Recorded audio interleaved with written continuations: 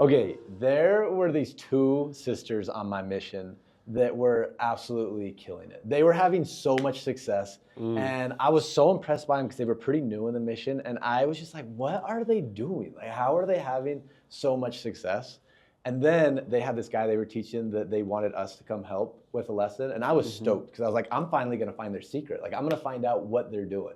And so we go to this lesson with them, we get in the house, and the first thing that I noticed is this one sister, her Spanish was not that good. I don't mean that And in a yours mean was. way. Well, I'd been out there a lot longer, okay? She was pretty new.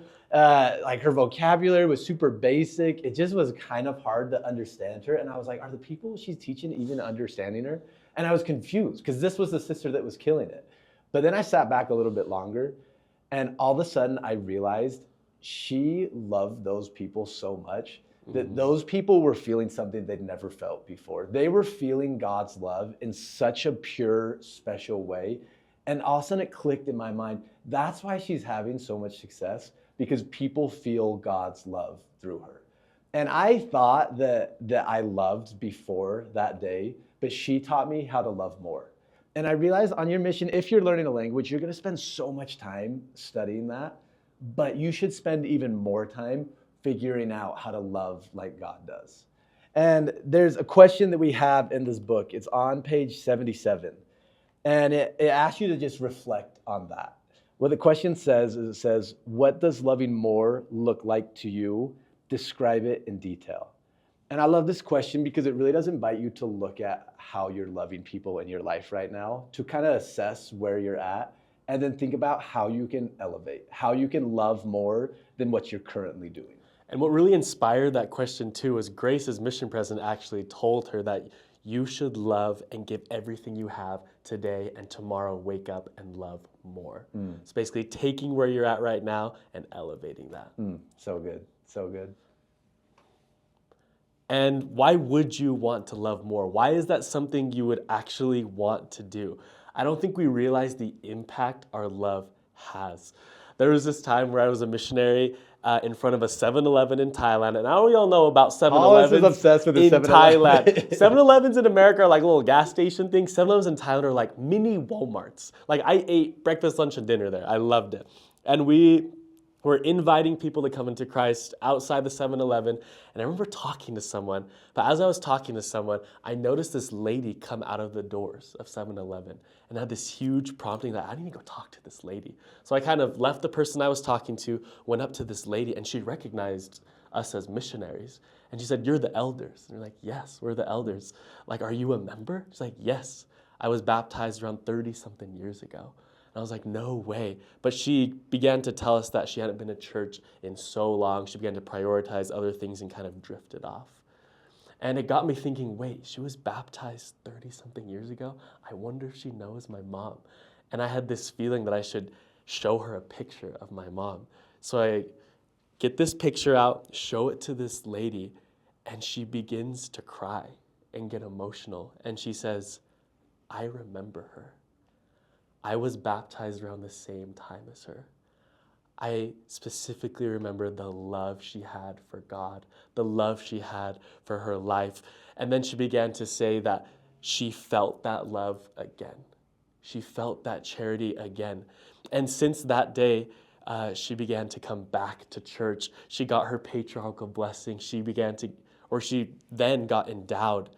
And it was this huge lesson to me that we have no idea the ripple effect our love sends. And I know on a mission, you teach a lot of people. You talk to a lot of people.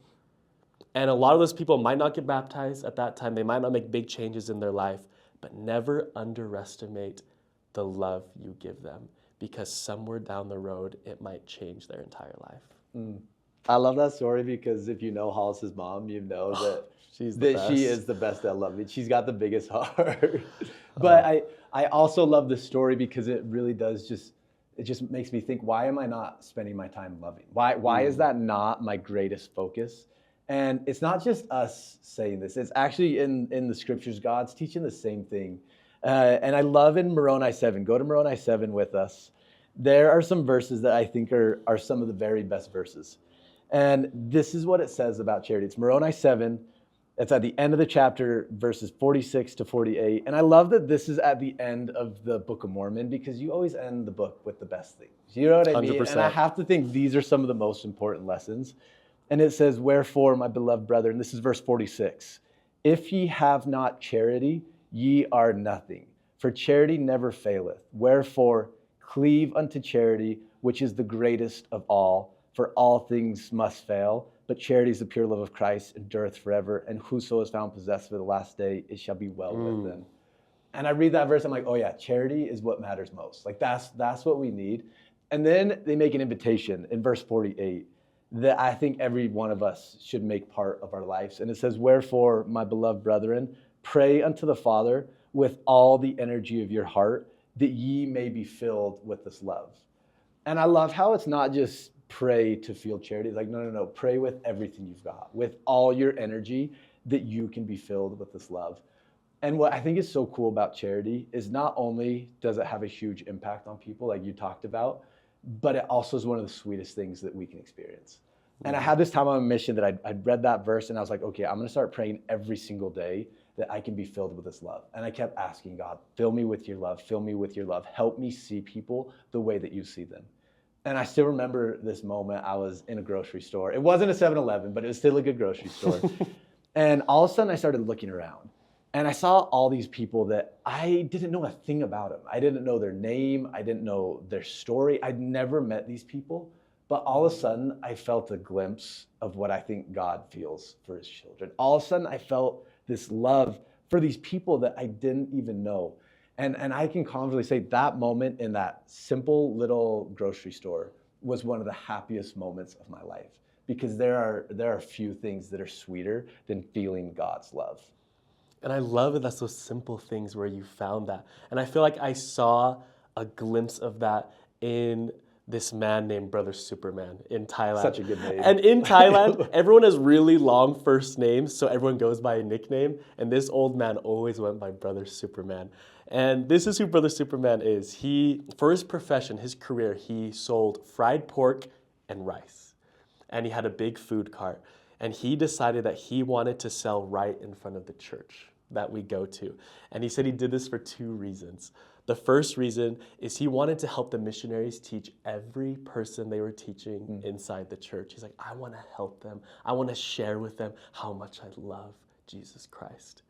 And the second reason he did this, everyone who would go into the church, every missionary, I remember going in 100 times in and out, and he would always be out there, hand raised like this, saying, I love you in English. And it was incredible. Sadly, this past year, he passed away. But in a way, he's handing his baton of charity and love to us, and how we can do that with the people around us. We may not have a food cart, we might not be missionaries, but what we do have is that ability to show love, the ability to show people how much they mean to us and see them the way God would see them. And that's what I love about this story. It just was a simple man with a very simple job, but he made a decision. I'm going to start loving people like Christ right now. And you don't have to wait till you start your mission to do that. You can start that right now. There's this quote that we love. And it says, every day of our lives, we are given opportunities to show love and kindness to those around us. We must remember that those mortals we meet in parking lots, offices, elevators, and elsewhere are that portion of mankind God has given us to love and to serve. And whenever I read that, it just reminds me there are people all around us every single day that God is putting in our path. And I think he's just up there waiting and hoping and wishing that we will decide to communicate his love to those people. And I think when we start doing that, that's when we're going to really start changing people's lives. All right, now we'd like to invite you to read examples of missionaries in this section of charity, to see examples of how these missionaries chose to love more in their life. And after that, we would have you open up to page 66 here in this book. It's at the end of the section on charity. And there's some questions here that we'd like you to take some time to reflect and really answer. And the first question that is in this book at the end of the section is, which missionary do you most relate with? Why? And if that second question that asks you, when have you felt love for God? In which moment have you fully loved people?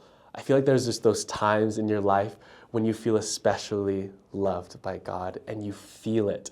Think of those moments, whether they be outside in nature, maybe it was a time you were praying. Think of those times where you really felt his love. And lastly, the last question we're going to have you answer is, what does it look like to choose to love?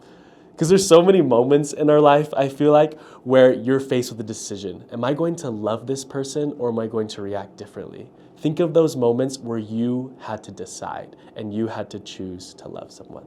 Okay, so your call to action for this is to start praying every single day that you can be filled with God's love. Start praying that you can see people the way that he sees them and that you can feel about people the way that he sees them. And then when you get up and you go out in your day, instead of just loving people, love them more. Maybe you're gonna point out what you see in them. Maybe you're gonna point out the good that you see in them. Maybe you're gonna get your mom flowers. Maybe you're gonna play with your little sister a little more. Whatever it is, love more this week. And I'm telling you, if you do that, your actions are gonna start having a ripple effect on the people around you, and you are gonna experience one of the sweetest feelings that you can experience.